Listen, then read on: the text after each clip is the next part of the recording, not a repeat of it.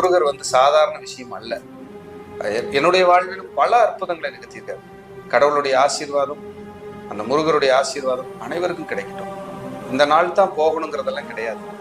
எல்லா நாளும் எல்லா இடத்திலும் 2 அகல் விளக்கு ஏற்றி முருகா என்று அழைத்தால் நிச்சயம் உங்களுடைய கஷ்டத்திலிருந்து காப்பாற்றுவார்.